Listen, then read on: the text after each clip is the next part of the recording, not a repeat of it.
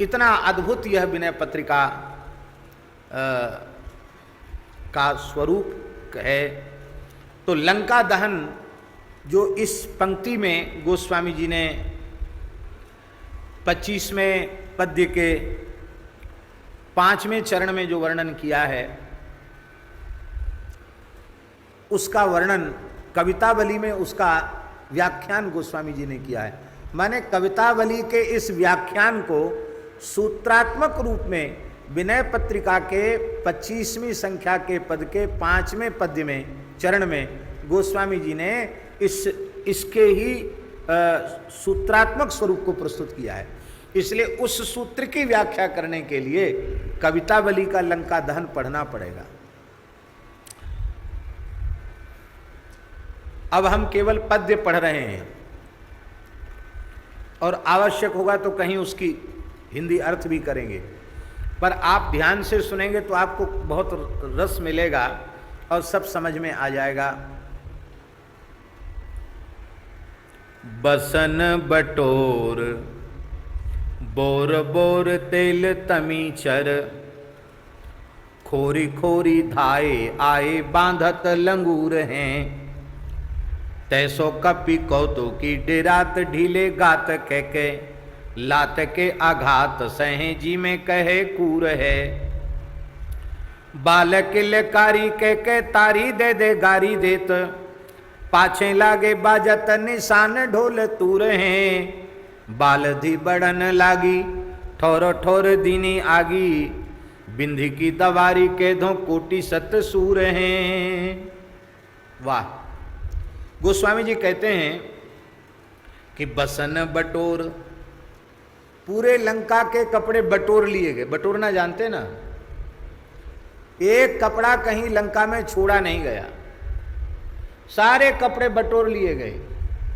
कल हमने दीनबंधु दास जी ने आनंद रामायण का भाव सुनाया तो हमने कल कहा था कि राक्षसों के भी कपड़े उतरवा लिए, तो सब बटोर लिए कपड़े। और तेल बोरी बोरी, तेल में बोर बोर करके और पूंछ पर बांधने लगे, खोरी खोरी धाई आई बांधत लंगूरे हैं। दौड़ दौड़ करके, खोर खोर माने गली गली, गली गली से राक्षस दौड़ दौड़ करके हनुमान जी की पूंछ में कपड़ा बांधते हैं। और हनुमान जी क्या करते हैं, तैसो कपि कौतुकी डेरात ढीले गात के। हनुमान जी ऐसे कौतुकी हैं, खिलाड़ी हैं कि कोई कपड़ा बांधता है, कुछ करता तो नहीं, ऐसे दुबक जाते हैं, ऐसे डर जाते हैं। अरे इतना विशाल बंदर डर गया देखो हमसे, और जो डर जाता उसको और ज़्यादा डराया जाता। लात के आघात सहे, वो राक्षस आकर हनुमान जी को लात मारते हैं, चरण प्रहार करते हैं। जी में कहे कूर है, जी में कहे कूर है।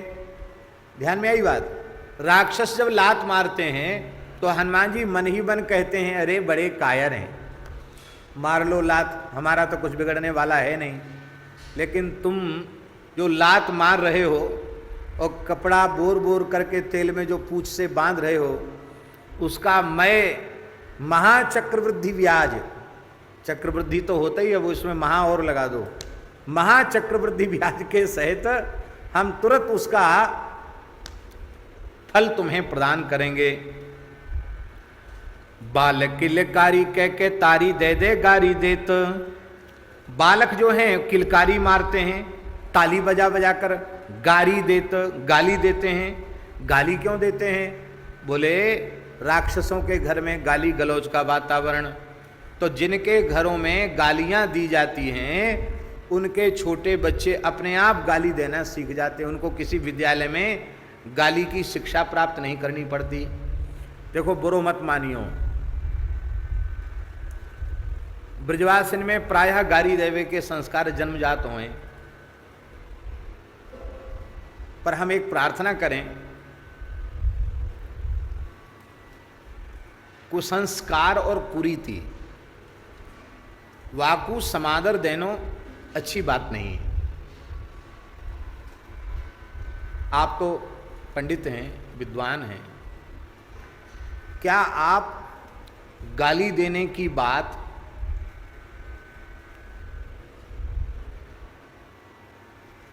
आर्ष वाक्यों से प्रमाणित कर सकते हैं?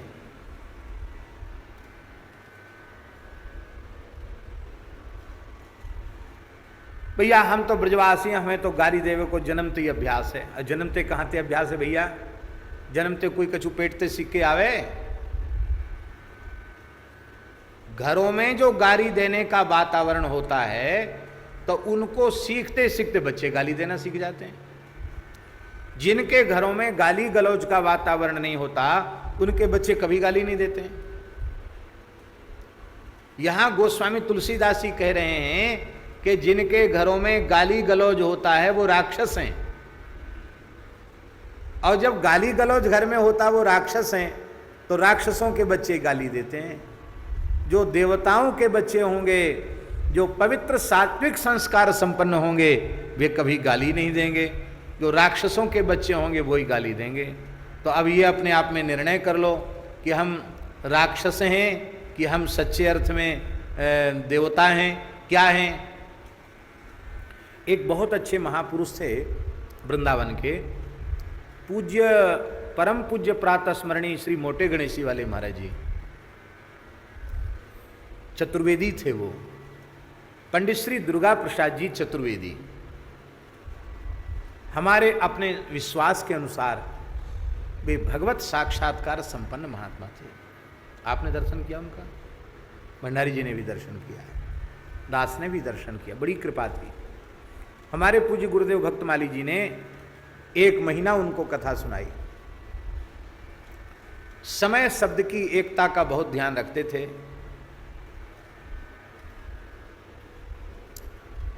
और वो मूल में मथुरा के ही चतुर्वेदी थे वो, पर उनके पूर्वज चले गए थे राजस्थान। राजस्थान में चोमू है ना, चोमू जयपुर के पास, और महाराज जी बाद में फिर इधर ही आ गए।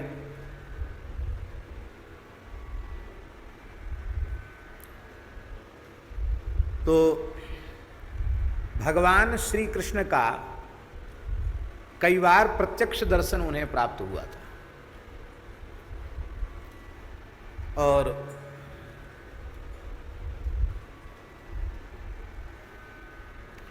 भगवान श्री कृष्ण की ग्वाल मंडली में एक सखा था शुकदेव। उस सुखदेव नामक सखा के वे स्वरूप थे, ऐसा अनुभव में आता था। और हमारे यहाँ जो पूज्य परमहंसी महाराज हैं, उन्होंने कई वर्षों तक उनके घर में जाकर सेवा की। गौशाला में जो परमहंस जी महाराज विराजते हैं, उनके घर में बर्तन मांजना, घर में झाड़ू लगाना, उनके वस्त्र धोना, माताजी और पूज्य मोटे गणेशी वाले महाराज जी दोनों की सेवा वो करते थे। मंगलवार सत्संग करते थे, क्योंकि मंगलवार को मथुरा का बाजार बंद रहता था, तो मथुरा के कुछ लोग सुनने आते थे, इसलिए मंगलवार सत्संग होता था। हम भी कभी कभी सत्संग में जाते थे।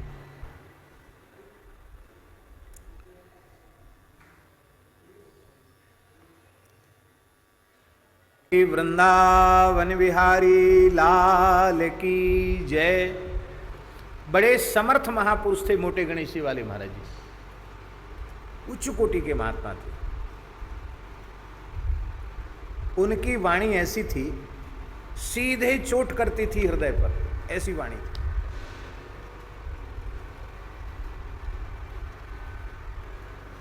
दंभ पाखंड छल तो उनके सामने टिके ही नहीं सकता था, ऐसे महात्मा। बड़े से बड़े लोगों को फटकार देते थे। अपने आप को धोखा मत दो, ऐसे थे। तो देखो, बुरो मत मानियो, ब्रजभाषा में चौबेन की ब्रजभाषा अलग प्रकार की हो, है कि नहीं? 84 कोस ब्रज में मथुरा में भी मथुरा के चतुर्वेदियों की भाषा अलग होती। तो मोटे गणेशी वाले महाराज जी वैसे तो शुद्ध हिंदी भी बोलते थे, पर ब्रजभाषा बहुत प्यारी बोलते थे, और उसमें भी मथुरा की लटक थी।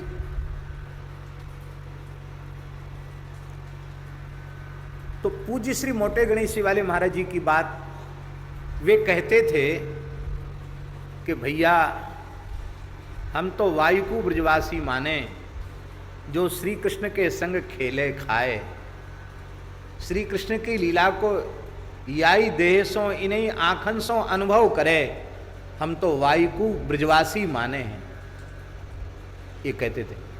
कितनी प्यारी बात, ब्रजवासी की परिभाषा। ब्रजवासी कौन? बोले जो कन्हैया के संग खेले खाए गैया चरावे, लीलान को प्रत्यक्ष अनुभव करे, सोई ब्रजवासी। वे कहते थे भैया गारी देवे तो तुम ब्रजवासी नहीं है जाओगे, तुम गारी दे दी तो हम ब्रजवासी है गए। ऐसो भजन करो, ऐसो भजन करो कि ठाकुर जी के साथ तुम खेलवे लग जाओ, तो तुम ब्रजवासी कहलावे के योग्य होगे। तो यहाँ गोस्वामी तुलसीदास जी महाराज कह रहे हैं कि राक्षसों के जो लड़के हैं, बच्चे हैं, वो गाली दे रहे हैं हनुमान जी को, ताली बजा बजा कर गाली दे रहे हैं। क्यों दे रहे हैं? बालक गारी क्यों दे रहे हैं? बालक किलकारी कह के तारी दे दे गारी दे दे, इसलिए गाली दे रहे हैं क्योंकि घरों में राक्षसों के गालियां दी जाती हैं और उन्हीं के संस्कार उन छोटे बालकों में पड़ गए। तो इससे समझ में आ गई बात कि नहीं? यदि हमारे घरों में गाली दी जाती है तो मैया बाप हमारे राक्षस हैं, और राक्षसों के पास अच्छे संस्कार कहाँ से मिलेंगे? इसलिए न गाली देनी चाहिए। और ये गाली पूज्य श्री गोकुल भवन वाले परमन जी महाराज ने कहा, जब कोई व्यक्ति गाली देता है तो शब्द जलते हुए भयंकर काले रूखे राक्षसों के आकार के शब्द उसकी वाणी से निकलते हैं, और वे उस व्यक्ति को श्राप देते हुए जाते हैं, गाली देने वाले को, कि मेरा प्रयोग भगवान नाम कीर्तन में करना चाहिए था, अच्छी चर्चा में करना चाहिए था, तुमने हमारा प्रयोग गालियों में किया है। जैसे हम जल रहे हैं ऐसी तुम जन्म जन्म तक ऐसे ही जलते रहोगे। जब तक वे शब्द ब्रह्म है और ब्रह्म अक्षर है, अक्षर माने जिसका क्षरण न हो, इसलिए गाली के शब्द जब तक आकाश में व्याप्त रहते हैं तब तक गाली देने वाले को दुख देते रहते हैं। इसलिए महाभाष्यकार पतंजलि ने कहा है, एकः शब्दः सम्यक् ज्ञातः सुष्ठु प्रयुक्तः स्वर्गे लोके च कामधुक् भवति। ते असुराः हेलय हेलय इति कुर्वन्तः पराबभूवु। महाभाष्यकार कह रहे हैं ते असुरा, के असुरा?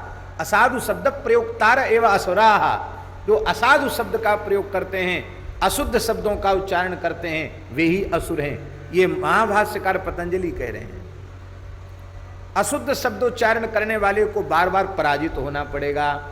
इसलिए किसी भी अवस्था में चाहे जैसी विकट परिस्थिति आवे, आपको कोई भले ही भयंकर से भयंकर गाली दे, पर आप उत्तर में गाली न दें, किसी को गाली न दें। गाली देने वाला झूठ ही बोलता, सत्य बोलता है क्या? गाली में जो भी गाली वो दे रहा है वो बात सच्ची तो है नहीं, तो झूठी है बात। और जब बात झूठी है तो आपको क्रोध क्यों आना चाहिए? झूठी बात को तो सुनकर आपको हंसी आनी चाहिए, कितना मूर्ख है, झूठी बात बोल रहा है। इस प्रकार से गाली सुनकर भी क्रोध से बचा जा सकता है। दूसरा उपाय यह है कि अपने मन में पक्का निश्चय कर लो कि हमने कौन सी भाषा पढ़ी है। जो भाषा हमने पढ़ी है उसका भाव हम समझेंगे, जो भाषा हमने पढ़ी ही नहीं है उसका भाव हमारे क्या पल्ले पड़ेगा। हमने अंग्रेजी नहीं पढ़ी तो उसकी हमें कोई ग्लानि नहीं, और हमें कभी इच्छा भी उत्पन्न नहीं होती कि हम अंग्रेजी पढ़ लें, ये भी बात है। उसकी ग्लानि भी नहीं है और सीखने की इच्छा भी नहीं है, दोनों ही बातें। अब अंग्रेजी में हमको कोई गाली दे या हमारी स्तुति करे तो हमारे चित्त पर उसका प्रभाव होगा? क्यों? हम अंग्रेजी पढ़े ही नहीं, चाहे गाली दो चाहे स्तुति करो, हमारे लिए तो बराबर है। ऐसे ही अपने मन में यह पक्का निश्चय कर लो, हम तो कथा कीर्तन की ही भाषा पढ़े हैं, सत्संग की भाषा पढ़े हैं, गाली गलौज की भाषा हमने कभी पढ़ी ही नहीं, ये हमारे से कोसों दूर है। इसलिए जब उस भाषा को हम समझते ही नहीं, उस भाषा का हम व्यवहार ही नहीं करते हैं, तो उसका प्रभाव हमारे चित्त पर क्यों करो? उसका प्रभाव हमारे चित्त पर नहीं होना चाहिए। पर बड़े दुख की बात है नेक नेक सी गाली के लिए लोग मरने मिटने के लिए तैयार हो जाते हैं। एक बार गाली देने का भी परिणाम कितने अनंत काल तक भोगना पड़ता है, क्योंकि जो आप कीर्तन करते हैं, वो नाम लेते हैं, वो अखंड होकर अक्षय होकर आकाश में रहता है। गाली वाला शब्द भी अक्षय होकर आकाश में रहता है। तो जब तक वह अनंत काल तक रहेगा तो अनंत काल तक आपको पीड़ित करता रहेगा। इसलिए किसी भी अवस्था में अपशब्दों का प्रयोग न करो, गाली न दो। तो भगवान की दया से, हाँ, अब एक बात और है, बहुत से लोग कहते हैं अमुक सिद्ध महात्मा बहुत गाली देते थे, गाली देते तो बड़े सिद्ध थे। लोग कहते हैं ना अमुक महात्मा बड़ी गाली देते थे, वो बड़े सिद्ध थे, बड़े ऊंचे महात्मा थे। तो हम प्रार्थना करते हैं कि उन सिद्ध का त्याग क्या था, उनकी तपस्या क्या थी, उनकी तितिक्षा क्या थी, साधना का उनका ऊंचा स्तर कितना था, उस सब से तो आपने प्रेरणा ली नहीं, उसको तो आपने अपनाया नहीं। केवल एक ही बात आपकी समझ में आई कि अमुक महात्मा गाली देते थे तो हम भी गाली दें। अरे राम राम, आपको स्मरण में होगा समावर्तन संस्कार के जो मंत्र हैं, पिताजी, समावर्तन संस्कार के जो मंत्र हैं, उन समावर्तन संस्कार में, उपनयन संस्कार में आचार्य यज्ञोपवीत संस्कार संपन्न द्विजाति बालकों को गुरुकुल में प्रवेश जिन्होंने पाया है, उन बालकों को वो स्पष्ट आज्ञा देता है आचार्य, ये मेन वद्यानि ते त्वया चरितव्यानि नेतराणि। आचार्य कहता है कि जो मेरे कार्य शास्त्र सम्मत हो, अनिंदित जो मेरा व्यवहार हो, उस व्यवहार को तुम सीखना हमसे। हमारे में कोई दोष है, हमारा कोई अशास्त्रीय निंदित व्यवहार है, उस व्यवहार को गुरुजी ऐसा करते थे तो हम भी ऐसा करें, ऐसा अपने जीवन में कभी मत अपनाना। हमारे शास्त्र सम्मत आचरणों को तुम लेना। शास्त्र विरुद्ध आचरण कथनचित हम में कोई दिखाई पड़ जाए तो उसको तुम अनुकरण नहीं करना कि गुरुजी तो तम्बाकू खाते, गुरुजी भांग खाते, तो हम भी उनकी नकल लें। हमारे मथुरा वाले गुरुजी, प्रधानाचार्य जी, परम पूज्य गुरुजी श्री पंडित श्री मुरारी लाल जी चतुर्वेदी जी, हमारे ऊपर बहुत प्रेम था उनका। बाबा कह के हमको बोलते, बाबा आए गए हो? हाँ बाबा आए गए। और वो एक लुटिया, और लुटिया में उबली भई भंग, और गमछा के एक छोर में कुछ मुनक्का बादाम वगैरह ये, और संध्या को रोज विद्यालय में एक सेवक था, बढ़िया से घोटता था, और फिर वो पा करके वहाँ स्नान करते थे, बोरिंग थी, बढ़िया से स्नान करके, और बढ़िया गोपी चंदन को थोपा, ब्रजवासी थोपा चंदन लगायो, और सुंदर रोरी से बल्लभ कुली तिलक लगाए, और फिर यहाँ से वो जाते थे, नित्य उनका नियम था। और इतना अच्छा पढ़ाने का ढंग था उनका। अब हमारे ऊपर बड़ा उनका स्नेह था, बहुत स्नेह था। माने हम साहित्याचार नहीं करना चाहते थे,